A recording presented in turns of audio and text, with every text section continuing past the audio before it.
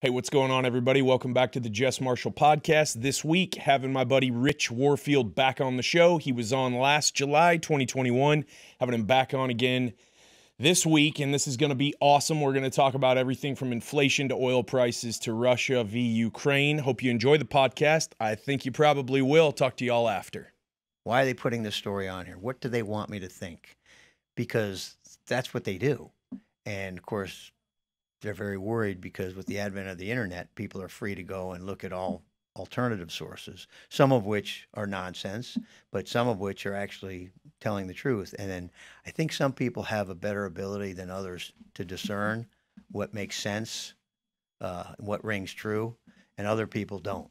Yeah. And I mean, just, there's all kinds of people. You get some wild, crazy conspiracy theories, and then you get some that aren't so wild conspiracy theories.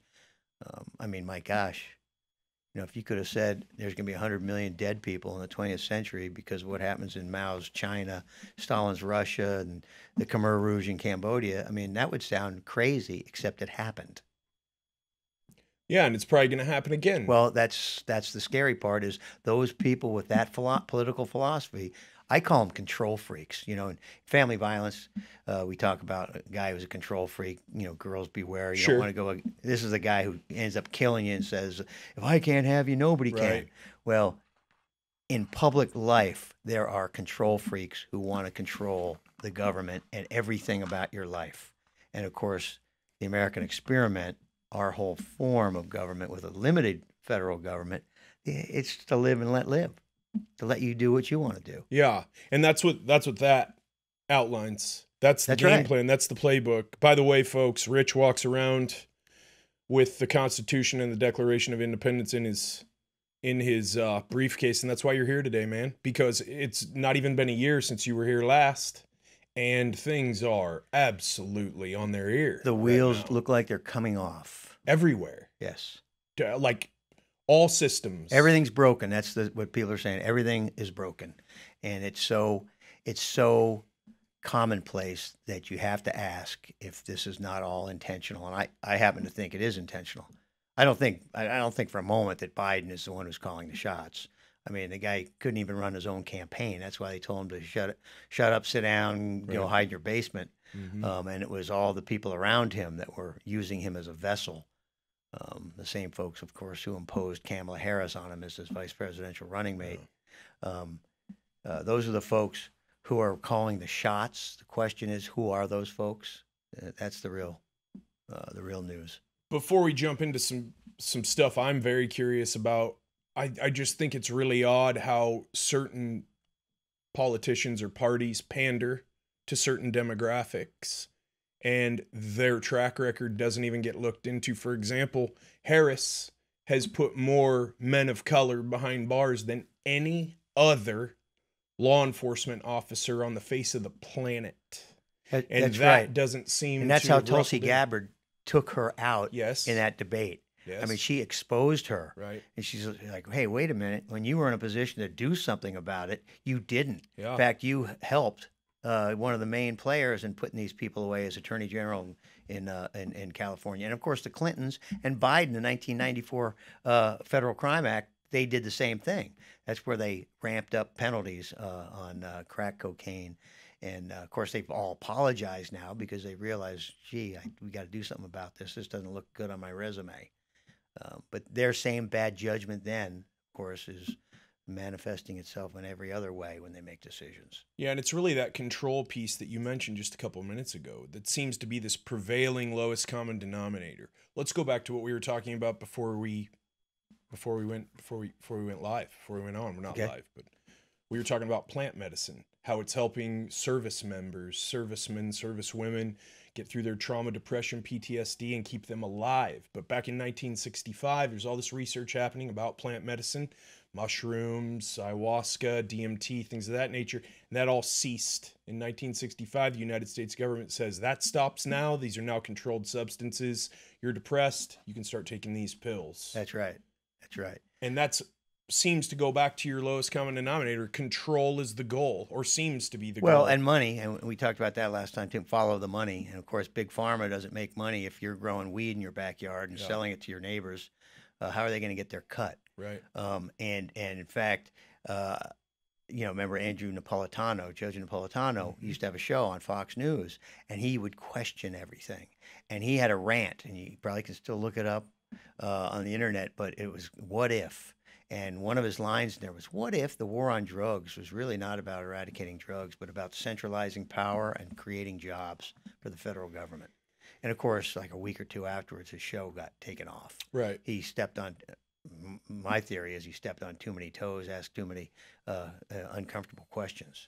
Yeah, too many questions with truth behind them, yeah, quite obviously. Right. The war on drugs has been a boondoggle. And it's interesting, too, because I've been against the war on drugs since I was in college, because I learned from history. And, of course, alcohol prohibition, all right, in the 1920s, the Roaring '20s, was exactly the same thing. I mean, basically, the federal government said, no, the people of the United States cannot have a product that you are clamoring for, and we're going to make it illegal, and we're going to spend an enormous amount of money and time and effort to try to stop it. And it didn't. It created an enormous organized crime network, and it was a complete failure.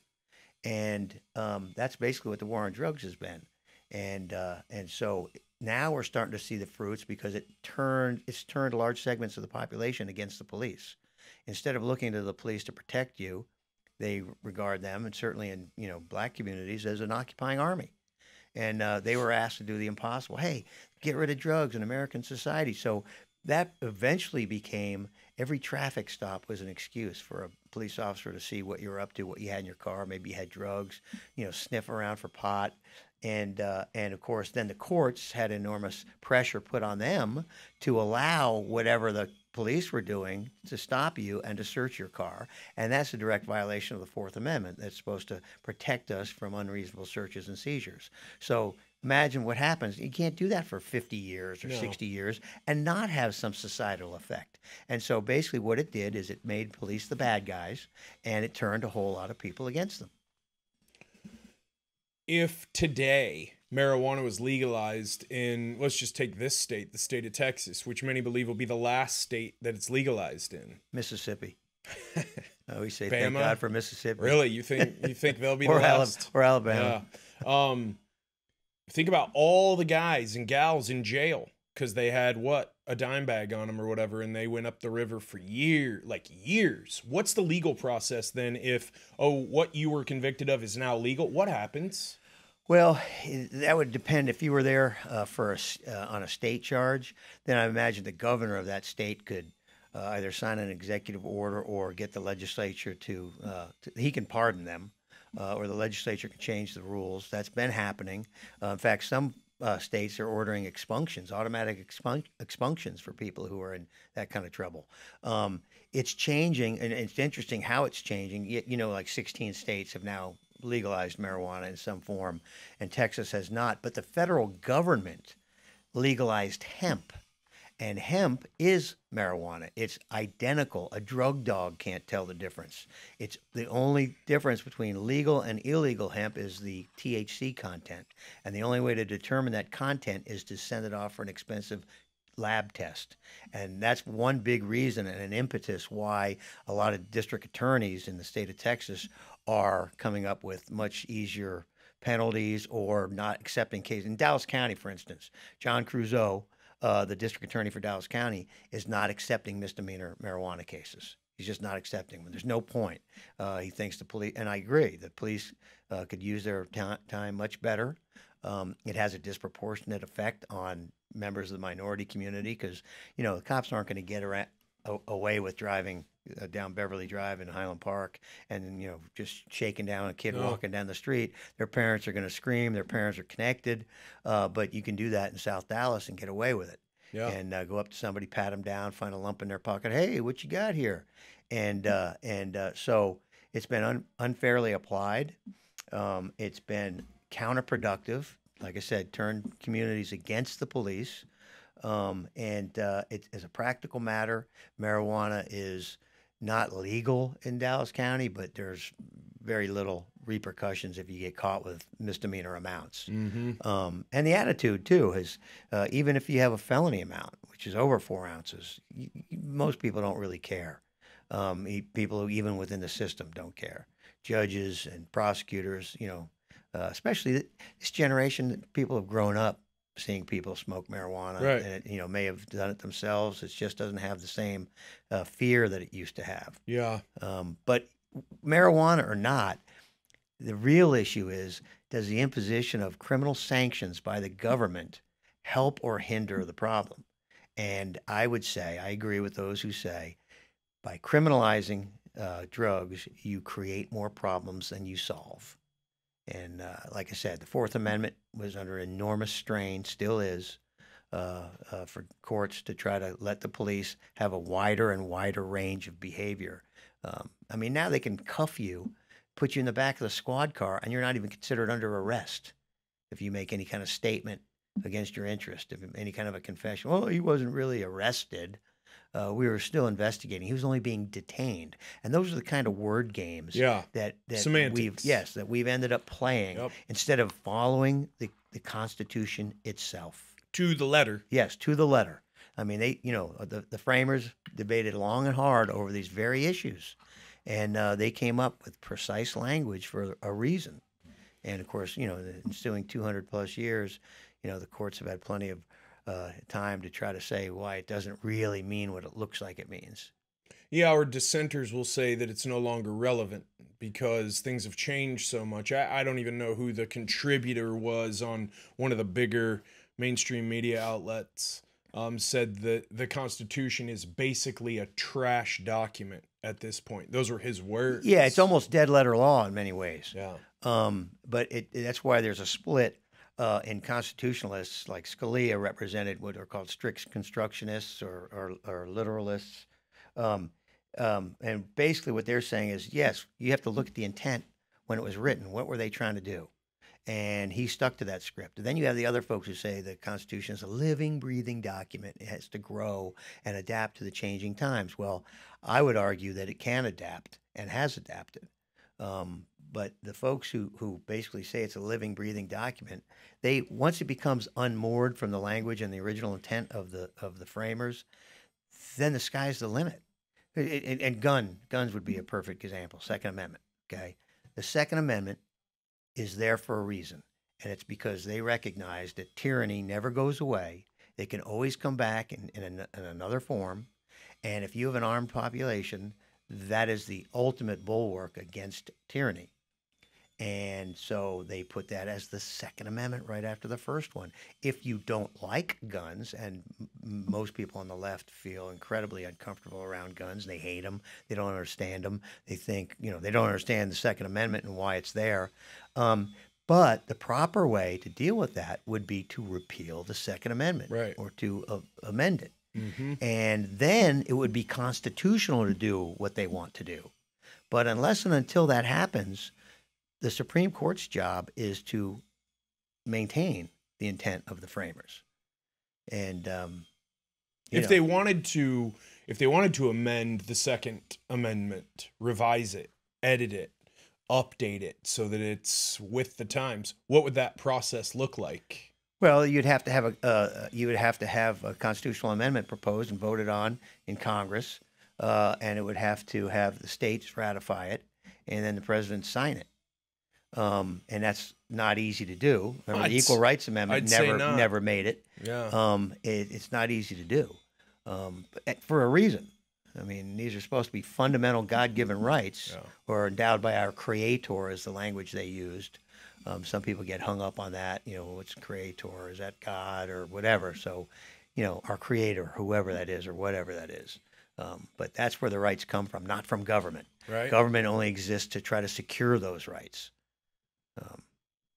It's a touchy subject right now. This subject, the 2A subject, just because of what happened in this state. That's right. A week and a half ago, a week ago, whatever. Terrible. What happened in Unbelievable, really. Uvalde. I don't know where that kid got his 8 to 10K for his ammo and There's his hardware. been a lot of speculation and a lot of mis-speculation. I've heard $4,000, or he put it on a debit card. It was his grandmother's truck. Where did this, kid come up with this kind of money? He's working at a fast food place. I mean, I don't know what the answers to that are. And we're really kind of at the mercy of, the reporting. Yeah. The reporters, the services. Mm-hmm. And, The speed with which a tragedy like that, and I don't think anyone at this table or on the face of this planet thinks these tragedies are a good thing. Okay? No, of course no not. one does. No. But the speed with which political positions are taken, and I people, think it was Rahm Emanuel, chief of staff under Obama, who said, never let a perfectly good crisis go to waste. it was wrong. And so immediately they're pouncing on this to try to pass gun legislation. Grandstanding with pointing fingers and That's yelling at people and all of that. The issue with all of it is everyone wants a really neat, clean, fast solve to a problem that is not easy to solve. Most people aren't students of government, and if the folks who want to get rid of guns, they don't have a natural aptitude to understand, my theory is, human nature or its relationship to government. Because if you sat there and you thought about it, okay, let's say you just snapped your fingers and all of a sudden guns were illegal everywhere. What do you think that would look like in this society? They estimate there's 450 to 500 million guns existing already. Right. Now we're at the age where you can go to a printer and print a gun. Yes, or a bump stock. And or of any course, that. we've never successfully sealed our borders for smugglers, whether it's drugs or immigrants or anything else. So you have to ask yourself, okay, what are you going to do about those 450 to 500 million guns? Are you going to send a Gestapo stormtroopers around to every residence and kick the door in and search? Because guess what? A significant amount of Americans would not turn those guns in voluntarily. You are correct. Or they would turn maybe one gun in, the one that they registered when they bought it at the gunsmith or the shop. But the one they inherited from their father or the one they got on the street or from a friend, those guns aren't registered. They're not in a registry. They're not going to turn those in any more than many Americans refused to turn their gold in 1932 when Roosevelt made gold coins illegal. You're supposed to go down and turn them in. They're still finding caches of gold that was buried by people at the time. And those people look pretty prescient now, I would say. And the same thing will happen with power guns. corrupts absolutely. By the That's way, a universal truth. By the way, a big gun rights guy was telling me that the way to hide guns, if you bury them, they have ground sonar that can spot it. But if you put them under fence posts or in PVC pipe or under PVC pipe, that's supposed to provide some protection. Fence posts must be that concrete that post is sitting in, creating some sort of shield. I don't know what the PVC would do. But, well, I guess the ground sonar can't penetrate it, or maybe it confuses it because they think it's just another pipe. I don't know. Yeah. Is it going to be the case, and does it need to be the case that there is an adversarial relationship between the people and their government? There should have been an adversarial relationship. That's what Jefferson meant when he said in a democracy, the government fears the people, and in a tyranny, the people fear the government. So there's always an adversarial. That's where our Constitution is based upon, the idea that you can't trust a centralized government. And that's why the colonies or the states sent representatives to Philadelphia in 1787 to come up with a replacement for the Articles of Confederation, but they were very, very wary of it, and they didn't want to give it too much power. That's why we have a government of limited jurisdiction. And of course, the government almost immediately tried to figure out how to exceed that jurisdiction. And they've been doing it ever since. And of course, the globalists, that's exactly what they want. And people who want individual freedom or liberty and free markets are horrified by this prospect.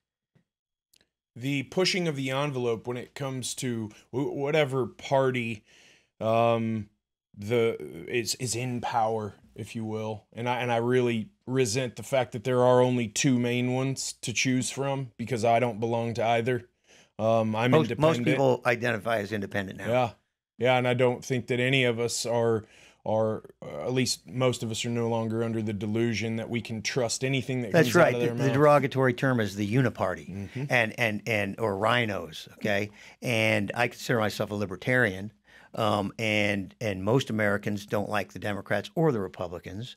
And there's a political realignment that's going on in American society right now. People who would be considered blue collar in the past, who voted Democrat, are waking up and recognizing that this new Democrat Party is so far to the left, John F. Kennedy wouldn't be allowed in. And so Bill Maher is criticizing you, you got problems. That's right. And it's not just Bill Maher. There's a lot of, Joe Rogan's classical. a liberal. That's right. And they're now and he's an alarmed. enemy of the state, if you will. That's right. It's insanity. That's right. I think we all wish to a degree that everyone could just get along. But I think that is what breeds apathy. Oh, we're going to be all right. Economy's good. They'll figure it out. Gary Johnson ran for the presidency on the Libertarian ticket years ago, and he was a two-term governor of New Mexico, and he had the highest job creation rate in the United States at the time. And as he said, he goes, I recognized my job was to get the heck out of the way and let people do what they do. And that's what free markets do. People come up with good ideas. They go out and they start an Uber. And I mean, that's how you get innovation and success. And the people that don't do a good job of it go out of business. And when the government tries to put their thumb on the scale, then it creates all kinds of problems. Yeah, it's the propensity to always, like I said, push the envelope and just reach a little further and a little further and a little further. You and I are both small business owners, so we know that when you work outside of the system of go to college, get a job, work for the man, pay your taxes, 2 weeks off, have a good Christmas, do it all again. It's not something that was very attractive to me coming out of college, and no, it wasn't to you either. But we see how hard it is to make a way forward when you're running your own thing, because it's outside of what this, accepted norm is. I think what the globalists now want, that's part of the COVID was used for this, was to make it so difficult to run a small business or to be independent. And I think they want everybody working either for the government or for a large corporation, because then they can control all your income. They know where it's coming from and where it's going, which is also part and parcel with, the idea behind universal basic income, digital currency, and all that, total control. Government does not like cash. Government does not like people bartering with each other. They don't like crypto. Trading. No, they don't like crypto. And those are all ways that individuals have to try to fight back against overreaching centralized authority, which is what our federal government has become. Yeah. The idea, correct me if I'm wrong, behind the Second Amendment to begin with was that if a militia needed to be raised, the people needed to have that ability. That's right. In the beginning, there was no military-industrial complex. Oh. And the founders and the framers recognized... We're going to be here till Sunday if we cover all of this shit. Well, they realized what Europe had been doing.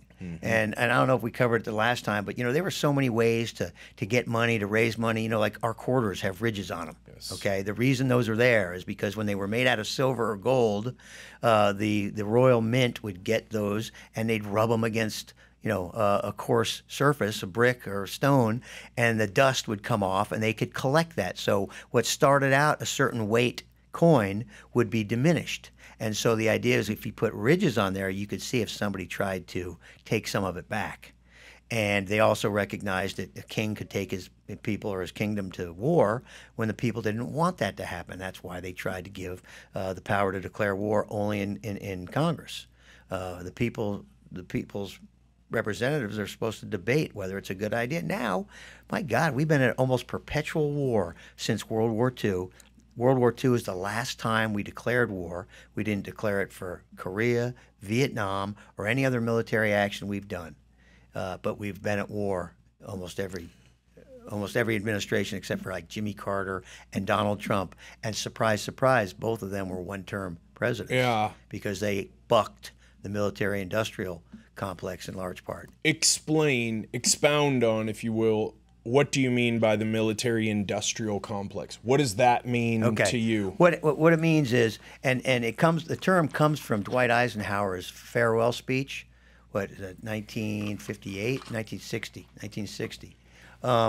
And he basically warned us, hey, look, there's this new development in our country, and I call it the military-industrial complex. And apparently, he originally wanted to say the military-congressional industrial, because they're all in bed together by making big contributions to senators and congressmen. And what he was saying is, listen, in a healthy society, if you spend all your money on guns and don't have enough left for butter or to build schools, you're going to have a diminished standard of living and quality of life. And so he warned us. And of course, who better than Dwight Eisenhower knew the power of the military? He had just, along with General Marshall, basically directed the U.S. military effort of World War II. And when we geared up to produce weapons in World War II, I mean, that's what we did. All the car plants, every dishwasher plant, they turned to making weapons and spent an enormous amount of money to do that. And so, and it was all hands on deck, and that's all right. romanticized. That's right. Rosie the Riveter. Yep. Together they glamorized it. Right. I mean, Yeah. It's your patriotic duty, to buy bonds and you name it, and to peel foil off your gum wrapper and send it in, and rationing and all that. And that created this new entity for the first time. And, in the past, if we'd gone to war, after the war was over, everybody went home, went back to plowing their fields and whatever they did before the war. Now we had an enormous industry that could make money, and it's never gone away. I mean, they used to call, who's this, Scoop Jackson, the senator from the state of Washington, the senator from Boeing, because he was so into the military aspect of it. And there still are, John McCain. I mean, I think I saw one show, and they claimed that in every congressional district in America, these companies produce something. Oh. And that means they've got their hooks in that congressman to contribute money to them. Hey, you don't want to cost jobs in your district. This company needs to continue, making that button for that, right. that military uniform or whatever. The community's depending on it. Yes. Right. Yes. And so we now have this military-industrial complex that makes money if we're at war. And so, when we go over there and bomb something, well, those bombs need to be replaced, and they cost a lot of money to replace. If you got to build a new ship or manufacture more tanks, I mean, the United States spends, I think, at the official military budget is something like close to $800 billion a year, but that's not including the nuclear budget, which goes through the Energy Department, and of course our intelligence budget, which is close to $100 billion, which is more than Russia spends on their entire military. And if you add all that together, it's over $1 trillion that we spend on supposedly to keep us safe. And that's a lot of money, and those people that are in that industry understand that. They understand they want to keep that money coming, keep those contracts coming. So every time we go to war, that's a business opportunity for them to make billions. Dick Cheney at Halliburton, I think he made $60 million for his personal fortune. I heard the other day also that Obama's getting cut in on some deals. One of the radio hosts said that he's approaching net worth of $1 billion. And of course, the Clintons brought in for their so-called foundation, they brought in well over $1 billion.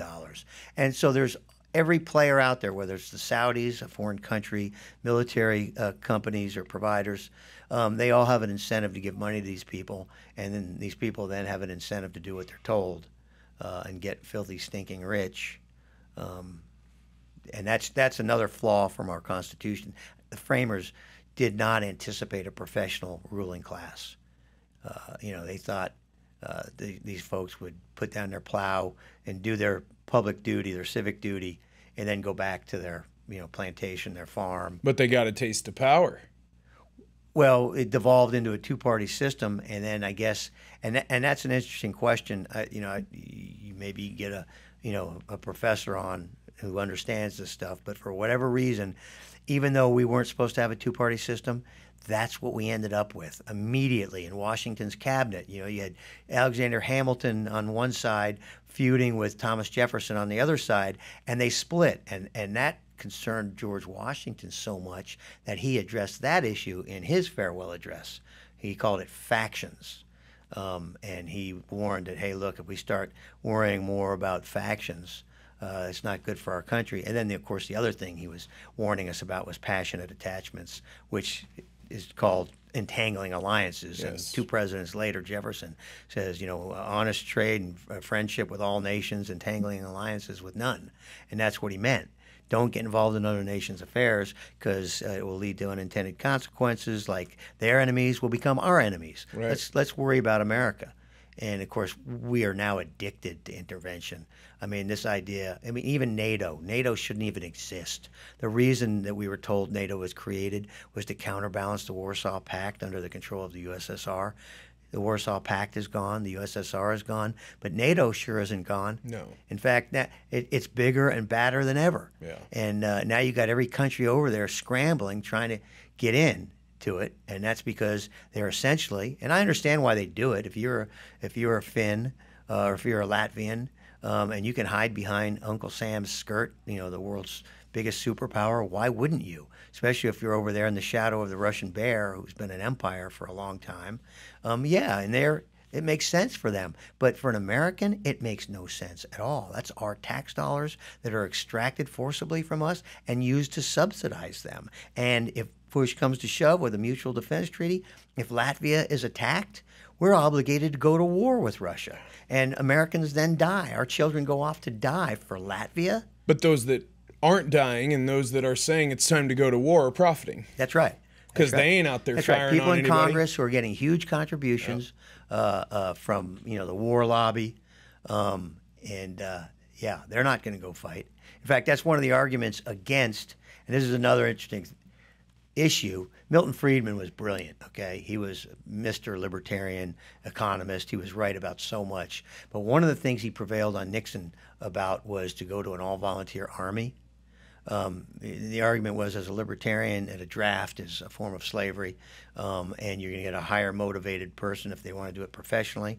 But Nixon took his advice, and we went to an all-volunteer draft. But now the pain of these ill thought out interventions is felt by fewer and fewer people, whereas in Vietnam, where it was felt by many more people, it was possible for there to be a huge groundswell in opposition against what was a really dumb war. And so, that's missing now. But we got off topic on the beginning. We weren't supposed to have a standing army. Like you said, the militia. The idea was we had a navy in the beginning, okay, and that's the Barbary War. Mm-hmm. We were getting shaken down in the Mediterranean, so we sent our ships over there to Tripoli or whatever and kicked some butt and changed the way things were done, as we should have. But that devolved into a standing army. We had a small army, but the idea was that we could call on the citizens of the communities to grab their muskets, meet in the town square, and plan, and then meet whatever threat there was. And of course, let's say the War of 1812, the British sacked Washington. They burned the White House.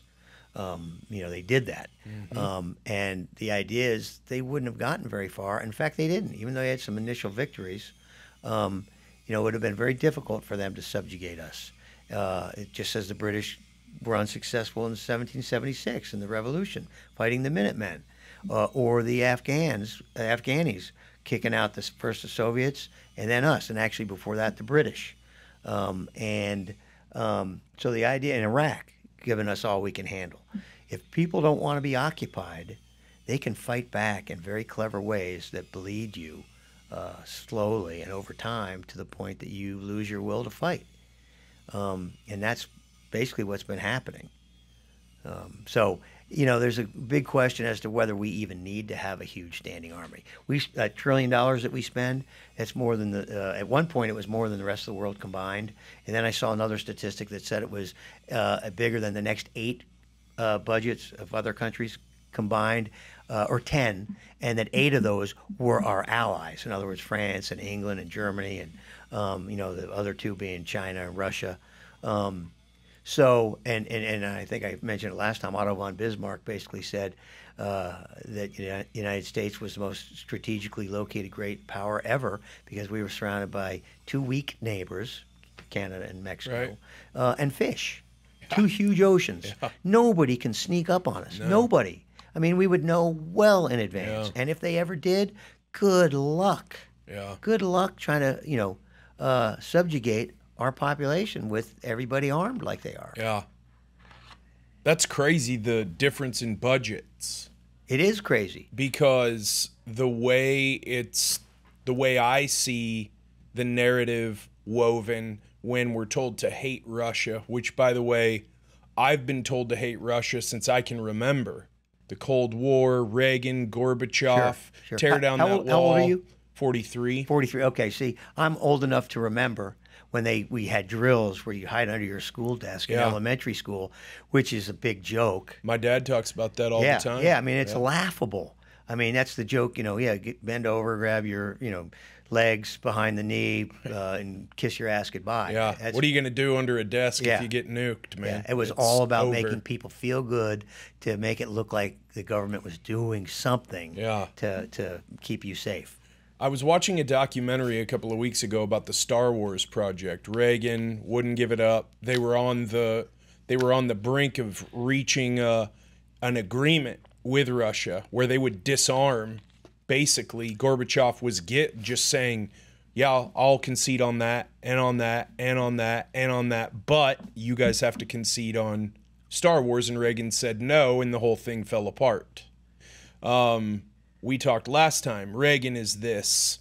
He's just canonized. He is this just bastion of everything American, and yet it's Nancy Reagan and Ronald Reagan who started the war on drugs. It's Ronald. The war on drugs goes back to the 1920s. He upped it. Nixon upped it. And then the Reagans put a slogan on it and put DARE into effect and took the thing mainstream. We don't have to get back into the drugs thing, but it's just, again, a politician who is made out to be seen a certain way. And that guy is a legend. People say his name, and it's like they remember him as something that he was not. That's right. Napolitano in that rant, that's one of the things he said. What if the great Ronald Reagan, who railed about big government, what if that government was bigger when he left than when he went into office? And of course it was. No what if about that. But that's hard to do for an individual. I mean, one individual, even if you're president, there's just so much inertia, such a vast, number of bureaucracies and pressure to keep spending more and more money. In fact, I just heard Rand Paul interviewed the other day. When he ran last time, he was talking about the 1 penny idea that he had, and that's cut 1% of your budget every year. And what would happen in 5 years, the budget would be balanced. He said it's ballooned so much now that you'd have to do probably 6 cents. But that's what if he runs again, I would anticipate that's what he's going to talk about. That's a novel concept. But that's also why they're talking about a balanced budget amendment. Right. Convention of States is an effort to try to call a state-led constitutional convention that circumvents Washington, D.C. to amend the Constitution. And that's one of the bases, that's one of their main points, is to have a constitutional amendment requiring a balanced budget. And that would be a way to do it. Is Russia the threat that they're made out to be by the mainstream media? No, they're not at all. This is one of the greatest hoaxes. Well, just the latest big hoax. Seriously. The way I see it is there's globalists and there's anti-globalists. The globalists are the folks who think that sovereign states are obsolete. We need to get rid of sovereign states. And, of course, there's a real impediment to those people. They don't think it's right. They think that countries exist and that that's dangerous because the earth has finite resources. There's only so much minerals and deposits, and countries are going to inevitably fight over it. And, of course, the strong countries are going to succeed. And that's why you have families in the United States that live well, and there's a family in Congo that doesn't live well. And there should be a fairer system. And so if they had one world government, a global government that could fairly distribute everything, then everything would be wonderful. And, of course, I think that's absurd. But they recognize that successful sovereign countries like the United States, like England, like Germany, like Russia, like China, that those countries are an impediment to what they're trying to do. So the globalists would like to, I think, collapse those successful sovereign states. And the anti-globalists are the people who recognize what they're up to and say, no, not on my watch. As Rand Paul said the other day, he's like, look how bad government is now when you get to vote. Imagine if you have a world government and a bureaucracy, you don't get to vote. I mean, you're basically completely at their mercy. And it's interesting that when you look at the anti-globalists, you see people like Donald Trump, you see people like Vladimir Putin, Bolsonaro in Brazil. You see Viktor Orban in Hungary. And then on the other side, the globalists, you see Trudeau in Canada, Macron in France, Ardern in New Zealand. You see the globalists. And they're basically, I think that's really what underlies what's happening, the conflict you see. The globalists recognize who their impediments are, who their enemy is. They recognize each other. And we're basically just pawns living in their world. And that's why self-determination is so important, not to be run by, some kook in another country or some, just mega billionaire. That's what these billionaires are unelected to anything, but they think because they've got so much money, they somehow have a natural right to dictate to us how our lives are going to be. Well, it's because they're able to dictate, and then if they don't get their way, they just throw more money at it, and then they get their way. Well, because they're so big, they control the politicians now. The politicians are just tools, really. Back to you talking, you said Thomas Jefferson and the framers. It was, hey, you're going to step off the farm or the plantation. You're going to set the plow down. You're going to help form laws. You're going to be part of government. You're going to serve your fellow man. Why aren't there term limits for lawmakers? Well, there's no term limits in at the federal level. I mean, each state is free to do that if they wanted to. So we need an amendment. And each state would have to change their own constitution. The federal government would have to have an amendment to the U.S. Constitution, and that's what Convention of States is one of the things they're trying to do. They're trying to have balanced budget amendment, term limits, and limit the jurisdiction of the Supreme Court. Those three things. And now the critics of that, and there are conservative critics of that, they're afraid that if they have this state called Constitutional Convention, that it'll go off the rails, and they'll say, let's get rid of the First Amendment, let's get rid of the Second Amendment. And my point is, how can it get any worse than it already is? I think the state legislatures can authorize their representative, because let's say you're Nebraska. Nebraska has a Republican-controlled state legislature. They send Jess Marshall off to this convention that's going to meet in Minneapolis or wherever, and they give you the instructions. You are authorized to vote on these three issues: balanced budget amendment, term limits, and Supreme Court jurisdiction. That's it. I don't see why they couldn't do that. And, maybe there's a law professor out there that could explain why I'm wrong. I don't know. But even if it didn't, I have some faith in those people going off to a convention that are authorized by their state legislatures, that they would recognize that, hey, you know what? The framers were pretty darn smart. Let's not mess with things like freedom of speech. So many of our protections are gone anyway. Yeah. What do we have to lose? I mean, my God, the Eighth Amendment, okay? The Eighth Amendment should be so simple. This is an example. All right, let's see. The Eighth Amendment says, and this comes from the presumption of innocence, that the government can be wrong when you're accused of a crime. Right. And so because the government might be wrong, you're presumed innocent. And so that's why the Eighth Amendment says excessive bail shall not be required, nor excessive fines imposed, nor cruel and unusual punishments inflicted. Okay, that's all it says. That's a really short one. But the important part there is excessive bail shall not be required. That doesn't say you can say you don't get bail, like these so-called insurrectionists January 6th were being held for misdemeanors indefinitely. Mm-hmm. Okay, the federal government has no respect for the Eighth Amendment or any part of the Constitution if it gets in their way. Excessive bail shall not be required is based on the idea that government might be wrong, and therefore you're only supposed to put up enough money to ensure that you come back to answer the charges against you.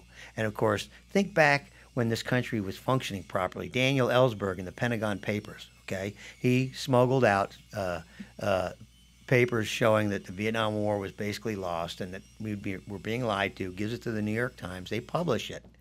And of course, the federal government does what all governments do when they are exposed, their lies are exposed, is they try to fight back. Rather than go, hey, you're right, the people are entitled to this kind of, we should be open. And they always pay lip service to being open, but they then try to make sure they're not open. Anyway, so Daniel Ellsberg was accused of a crime. He turned himself in. They set a bond for him. He posted the bond. He's out. And the Supreme Court eventually ruled, you know what? He didn't do anything wrong. There's no crime there. First Amendment covers what he did. That's exactly what Julian Assange has done. Yes. And now we're such a different country. We put out a worldwide warrant for him. He has to hide in an embassy for years till his health fails. They get a change of government in Ecuador or whatever, and then when he leaves, they put him in jail, and his health is failing, and they're going to bring him back to the United States. He doesn't get bail. And interestingly, Daniel Ellsberg is a big supporter of Julian Assange and agrees that What he did is no different from what Ellsberg did. And he'll end up in the United States, and they'll put him in solitary confinement in a cold cell like they did Chelsea Manning, and under cruel and unusual conditions. And they're going to make an example of him. And of course, you know, England is our bitch, and they just basically said, okay, here you go. Yeah. You can have them. That would have been a great opportunity for them to reassert some sovereignty of their own. Yeah, to drop a pair and have an independent thought for a change. We talked about this last time too, and I asked you, why did you get into defense law? Is it basically because you have a passion to see that in this country you do have rights, and even if you're found guilty, you still have rights, and the government can't just run roughshod over you and entrap you? Was that behind that, or no? It wasn't behind it, but I have always had an admiration for the Constitution. I mean, in elementary school, if I went to the library, I remember pulling a discovery book about Francis Marion, Swamp Fox. I was always interested in history, always fascinated by the Revolutionary period. Growing up in Princeton, New Jersey, where a lot of historians think the tide of the revolution changed after the raid at Trenton and then the Battle of Princeton. So I've always had an admiration for that period of time, and have always been, I think, on the same page as that political philosophy. But when you go to law school, usually your job that you get depends upon what job you get when you get out of law school. So if you go to work for an environmental agency, well, you end up becoming an expert on environmental law. And then if you go on your own, you start your own environmental firm or work with some other guys. As it turned out, I got a job with a criminal defense attorney. But it just so happens that I always had a passion for that. And of course, now, if anything, I've got even more of a passion for it. And it's really disturbing because everybody goes to law school where you study the same document. You study the Constitution. Everybody takes constitutional law. And yet, so many people seem to lack respect for it, including judges. I mean, why be a judge if you're not going to use that opportunity to say, I'm going to strike a blow for the Constitution. It still counts in my court. I'm not going to let this overbearing government in the state of Texas or the state of Wyoming or wherever, and I'm going to strike a blow for freedom, which I took an oath of office to uphold. It's just not cool to even consider the Constitution as relevant. Pressure is, like I said, the Fourth Amendment, the protection against search and seizure. They're under so much pressure. They don't want to be accused of being soft on crime. And in a conservative place like Texas, that's the kiss of death. Yeah. All right. Hey, don't elect so and so. He's soft on crime. It's been said, smart on crime is what we should be. And that's the proper balance. Be smart on crime. Mm-hmm. Don't be just a lock them up, throw away the key, let the judges, ignore the Constitution. That's absurd. Protect everybody. No doubt. Each individual. You don't even have to be a citizen to have the protection. You know that? You can be an immigrant. You can be a tourist. And our government is supposed to play by the rules. That's why they torture people in Guantanamo Bay, by the way, because they know they're offshore.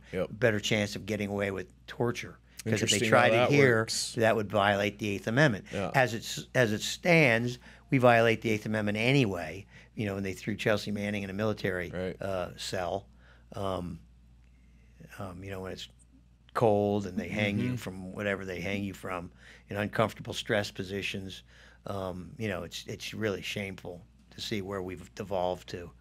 Human rights when it comes to, I think you committed this crime, but I don't have carte blanche as a law enforcement officer or someone in the justice system to just run a sting on you, entrap you, and get you to admit what you did. So I watched this movie the other night, and I was like, man, having Rich on. So I have like this list of stuff I wanted to talk to you about, and we're not even going to get to probably 25% of it.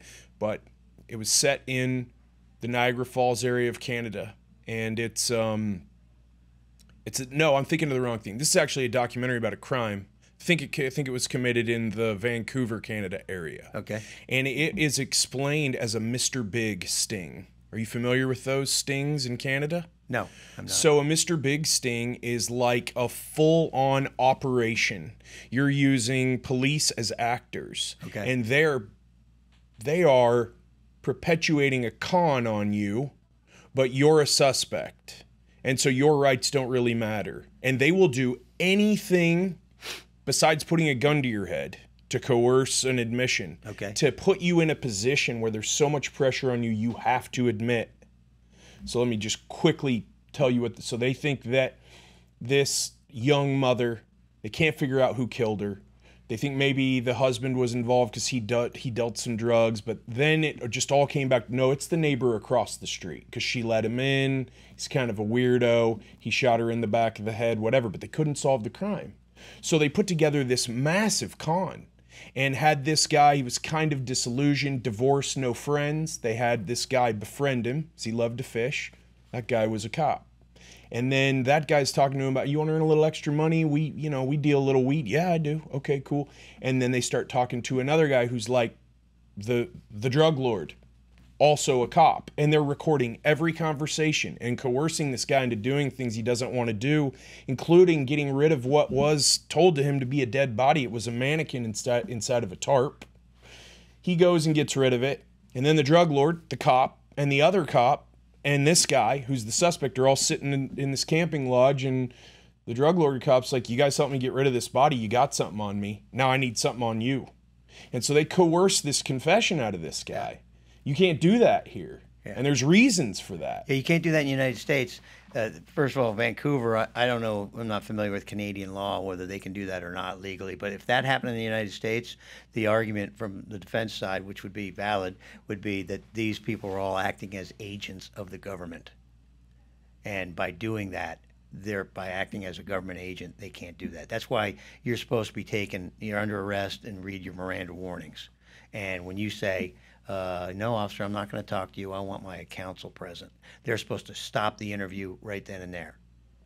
And that's why now in Texas, they're required to film that meeting. You see that on all these, crime shows. Mm-hmm. You're in that little room at a table like this, and, they turn it off, and they've got guys watching through the window. Oh, darn, he just invoked his right to counsel. And they film it because police were notorious for trying to ignore that right or tricking you into resuming your conversation. Okay, I understand. You want to play it the hard way? Good cop, bad cop, all these different techniques that they go to the academy to learn to try to get you to confess. Because once you get a confession out of somebody, the case is pretty much solved. Yeah, it's all downhill from there. Yeah, they put it in the folder, give it to the DA, and they've got their case made. Yeah, that shouldn't fly if you do that here. And there's what you're talking about is entrapment. That's something different. Entrapment is basically the manufacturing of a crime. There's no crime. Let's go out and give somebody the idea. It's kind of like the FBI. Every time they bust a terrorist, the joke is the FBI just foiled another one of their own plots. Mm-hmm. They fish online. They see somebody who looks disillusioned. Befriend them. Hey, why don't you go plant a bomb somewhere? And then here's the bomb. Okay, that's really entrapment. I think that Gretchen Whitmer case, the governor of Michigan, I don't know what ended up happening on that, but that was what the defense was using. It turns out most of the people that were involved were all FBI folks. Yeah, I believe there was. I believe that several have been acquitted already. Okay. Okay. Well, and the same thing probably happened on January 6th. Dropping charges. There's a lot of accusations that a lot of these people that were inciting everybody were probably there's working video for. of it. Yeah, I've seen some. There's video. That big of guy it. Frank, that looks like a quintessential, middle-aged FBI guy or military or whatever. And manufacturing crime is not a good idea. I remember years ago, New York City police had to discontinue a practice what they were doing, and this was like classic entrapment. And there's two kinds of entrapment. There's like passive and active, and states have different rules in their state. But what New York was doing was they take a cop who make him look like a bum, put him in a doorway like he's passed out drunk, and stick cash hanging out of his pocket. And so people would walk by, look down and see that cash, and as soon as they bend over and grab the cash, they jump on him and arrest him. Well, the problem with that is they maybe would never have, if they didn't see the cash hanging out, they wouldn't have robbed him. Only because they made it so obvious and so easy, they got people who otherwise would not do it to do it. And that's where you get to the point of manufacturing crime. And look, we got plenty of people in jail already. It's an expensive thing to do. It's not good for you to go to jail. It's good for keeping the jobs going, for jailers and prosecutors and judges and the police and so on. But it's not really good for your society. Yeah, no, locking everybody up is. I mean, we have the greatest incarceration rates on the planet. That's We've got right. more people in jail. And again, in the land of the free and the home of the we brave. are shifting now. We are shifting now from mass incarceration, which is the term that people in the business call it, to mass supervision. Okay, and that's an improvement, but it's not really fixing the real problem. Because as long as it's mass incarceration, you still have a role for government to play, and all those jobs to continue, and all the, counselors and the jailers and the probation officers and so on. And some of those people, yes, that's good. That's what they need. But a lot of this stuff shouldn't even be a crime. Mm-hmm. Nonviolent drug offenses, for instance. You could take that money and put it into health care. Every major county could have a facility. They could have education at an early enough age, real education, not just say no, not that nonsense. But the mass supervision still means the government plays a very heavy-handed role in arresting you in the first place. Mm-hmm. And again, to John Crusoe's credit, he started the John Crusoe Center down in Wilmer, and he was a pioneer for Dallas County to try to reform how we handle drugs. Very interesting. In fact, almost to a fault. When he was a district judge, I remember I had a case, and I'd be like, "Judge, this is a classic bad Fourth Amendment stop." Mm-hmm. And his attitude was like, "Never mind that. What's this person's drug problem? We're going to get them help." And of course, my attitude is, you know what? This individual, that's important to this individual, but there's a Fourth Amendment principle here that is more important, because it sets the tone for the community and what law enforcement knows it can and can't do. So John's a friend of mine, and we have to disagree on that. Helping people's important. Yes, but you could do that with a public policy shift. Yeah, what the hell good are the laws if we don't even apply them? If we don't even abide by them? That's right. If the interpretation of those laws is just so broad, and judges are supposed to be the referee. They're supposed to stand between us and the government. But what's happened is judges are like an arm of the government. Yes. They get their pay They're from the politicians. local. Yes, they get.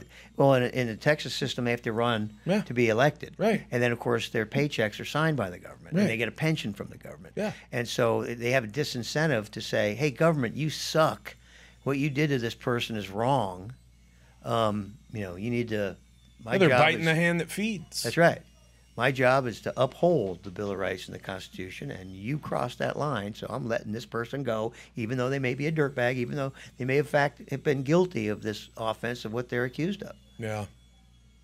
And that the police then hopefully take that into account, and if they have good leadership, they know what they have to do, what their parameters are. And then people, hopefully in society, have more trust in the police, and it works better. The whole system works better. Yeah.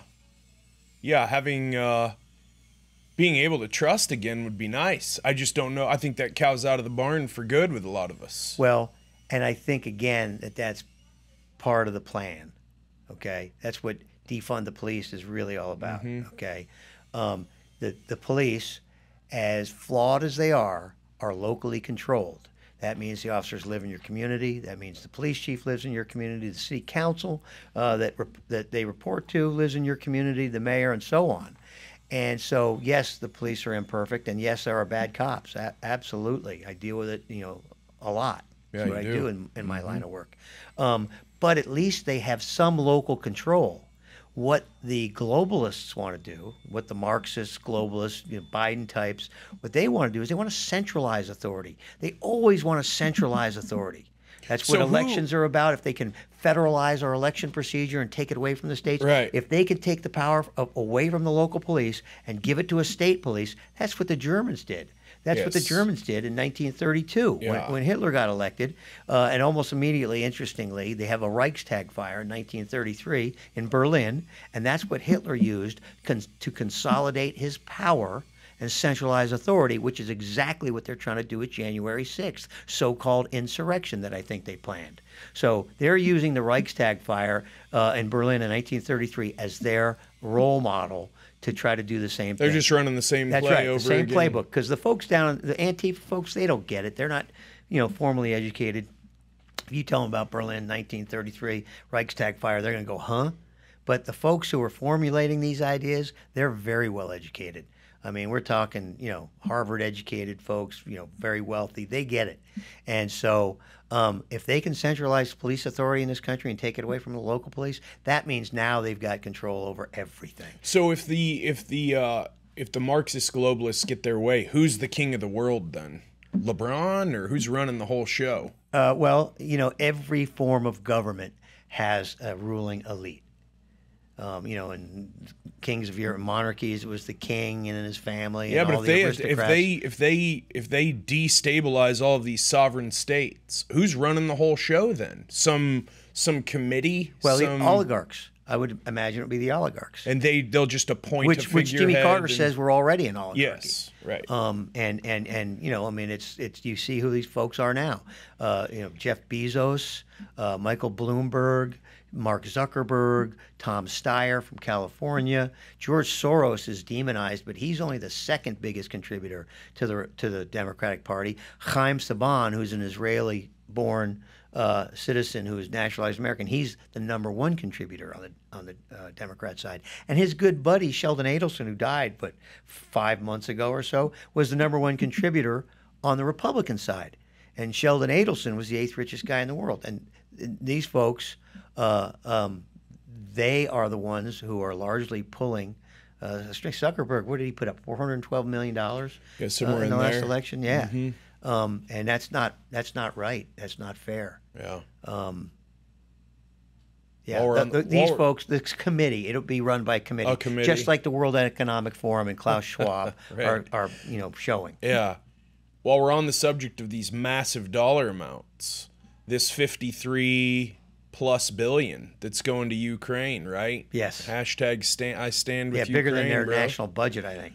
I mean, conspiracy theorists who have all been proven very astute by the last 26 months of events would say, oh, this is just a big money laundering operation. We're sending all this money over to this very corrupt government.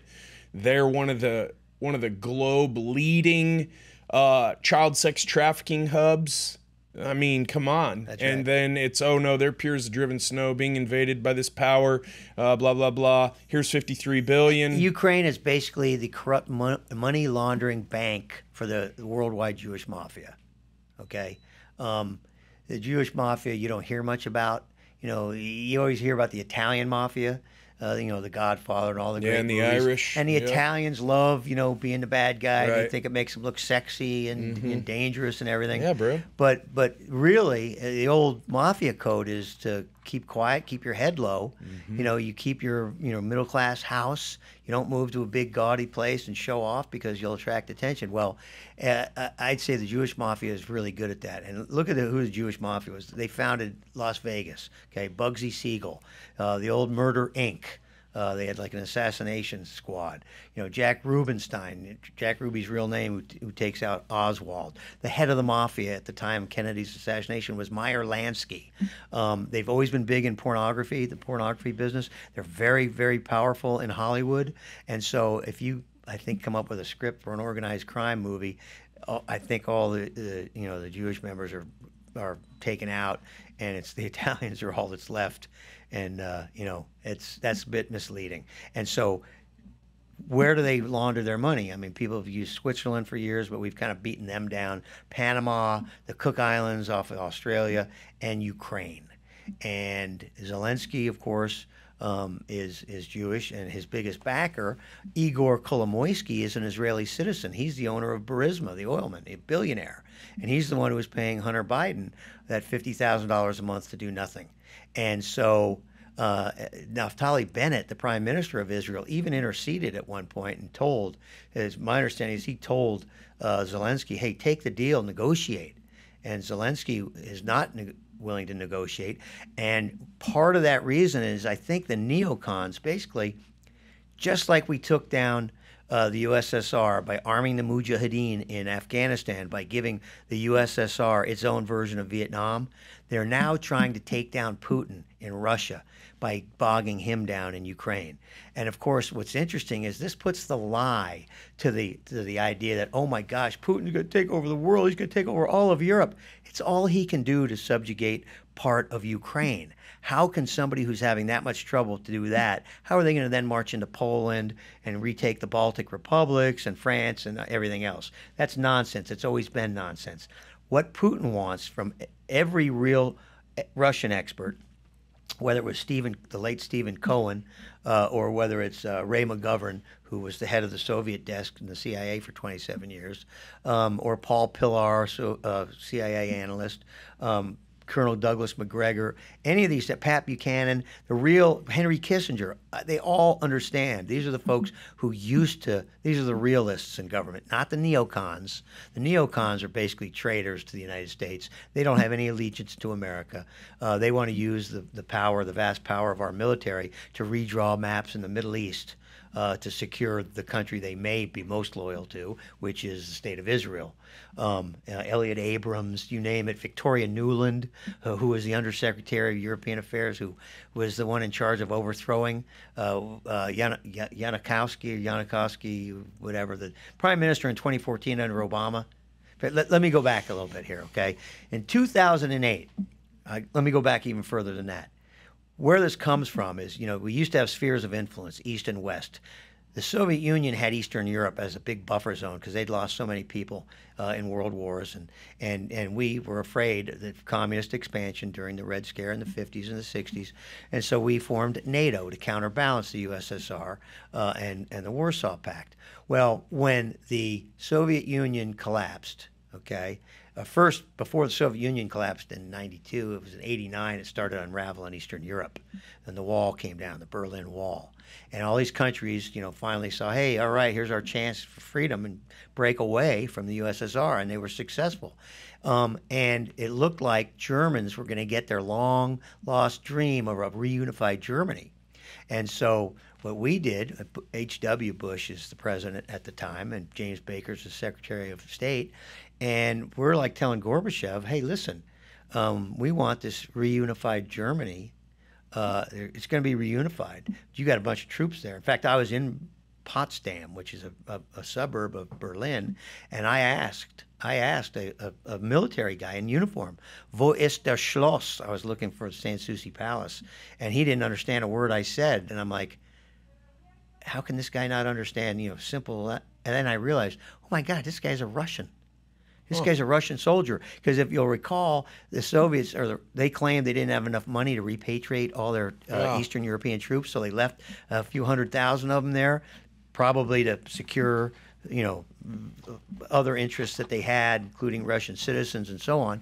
Anyway, but what happened was, Matlock was our ambassador to Moscow at the time, and James Baker, Secretary of State. Gorbachev objected. He said, "I'm not going to let a reunified Germany. Are you kidding? Look at the history of Russia and Germany and the wars we've had." And we brought up a very good point apparently, and said, would you rather have a reunified Germany under the control of NATO, or would you rather have a reunified Germany independent and on its own?